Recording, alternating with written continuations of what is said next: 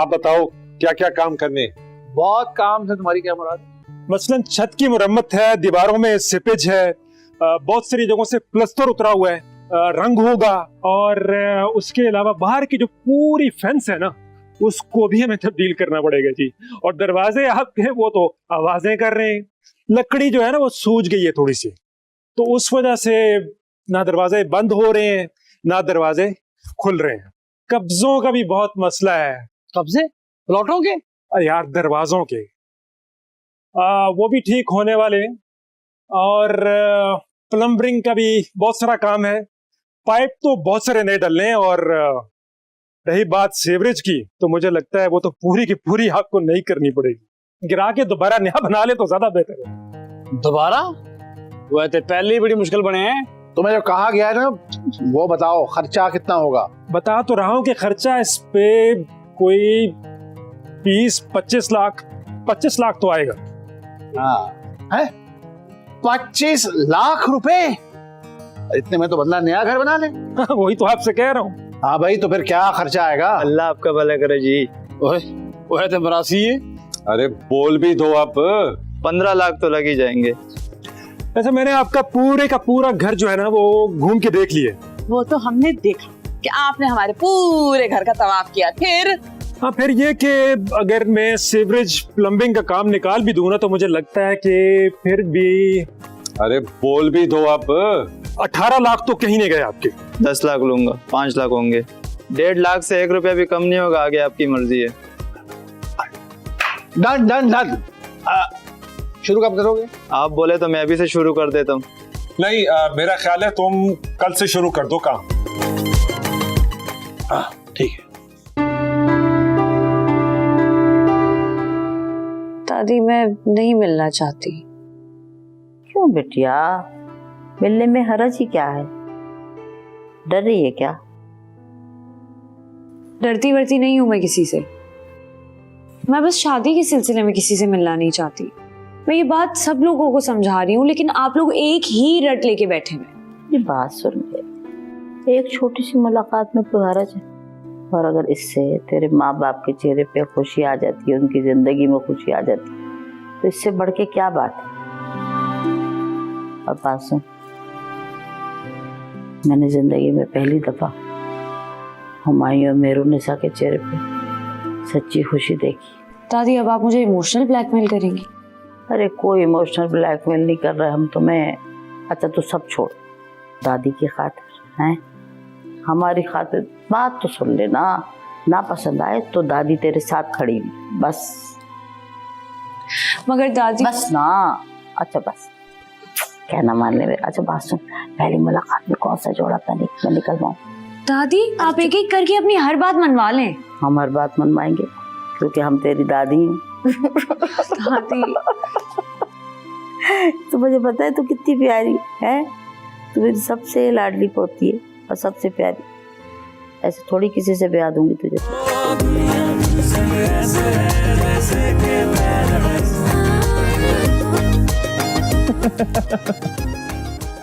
उड़ा लो तुम्हें मेरी फीलिंग्स का मजाक। हो माय रिच पुअर फ्रेंड, बता भी तो मसला क्या है, क्योंकि अगर मैं 1 मिनट तुम्हारी नेगेटिविटी में रहा ना मैं तुम्हारा सर फोड़ दूंगा। तुम्हें पता तो है बाबा मेरी शादी के पीछे पड़े हुए। तो इसमें नई बात क्या है?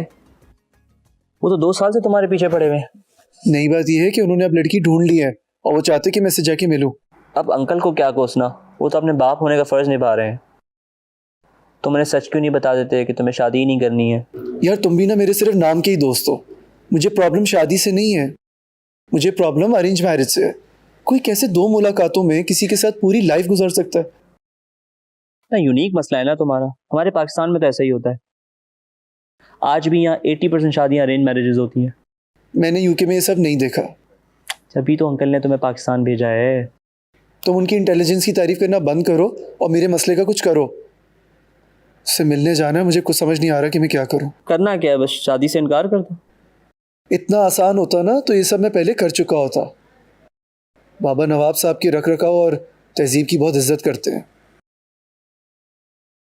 कुछ ऐसा नहीं हो सकता कि लड़की खुद से इनकार कर दे? देखो लड़कियों से इनकार के मामले में दानिश का बड़ा एक्सपीरियंस है।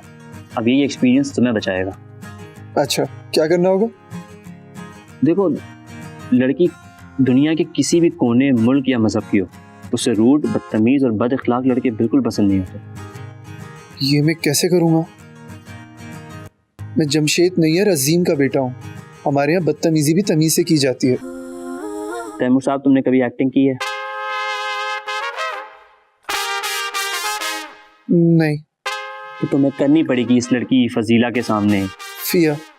हाँ, फिया के सामने तुम्हें एक घमंडी अमीर बाप की बिगड़ी हुई औलाद के इंप्रेशन देना होगा। यार ये थोड़ा ज्यादा नहीं हो जाएगा? वैसे भी तू जानता है मुझे दौलत की नुमाइश करना बिल्कुल भी पसंद नहीं है। यार तुम्हें चखना भी है, रखना भी है, चूज कर लो। अमीरी के शशके और पसंद की शादी या शराफत और arrange marriages, choice is yours.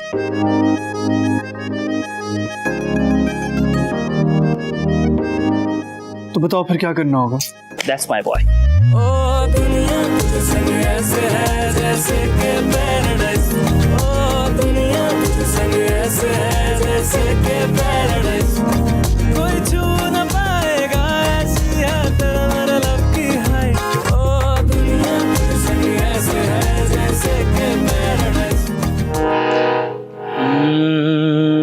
मुझे दिल से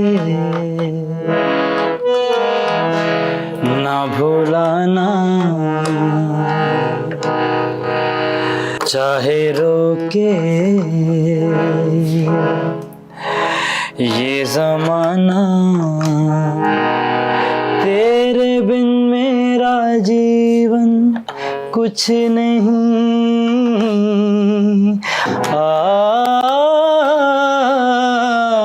तेरे बिन मेरा जीवन कुछ नहीं, कुछ नहीं, कुछ नहीं। अरे बाप का भाई, मुझे तो पता ही नहीं चला। बस तुम्हारा गाना सुना और मैं खींचा चला आया। तुम्हें पता है ये तुम्हारी माँ भी जब गाती थी ना, बिल्कुल वो गुम होके गाती थी ये गाना। लेकिन मैं ये भी बता दूं कि तुम वैसा नहीं गाते जैसा वो गाती थी। आई नो, लेकिन अब्बा कितनी बार आपसे पूछा है, अब तो बता देना कैसे मुलाकात हुई थी अम्मा से।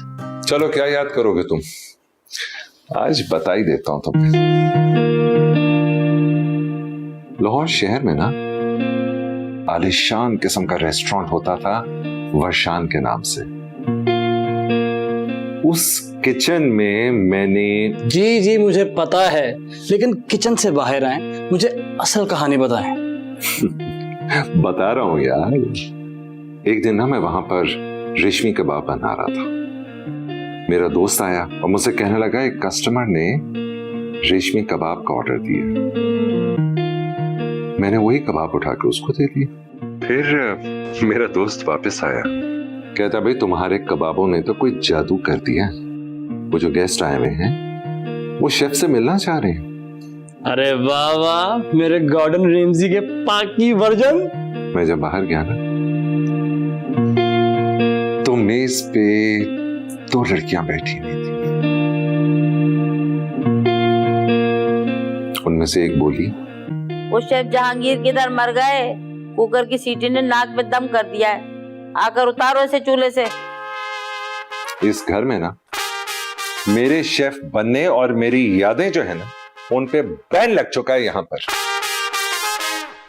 अरे लेकिन अम्मा से मुलाकात, ओए, हर बार मेरा ये सवाल रह जाता है और हर बार इनके अंदर का शेफ मेरा ये जवाब खा जाता है।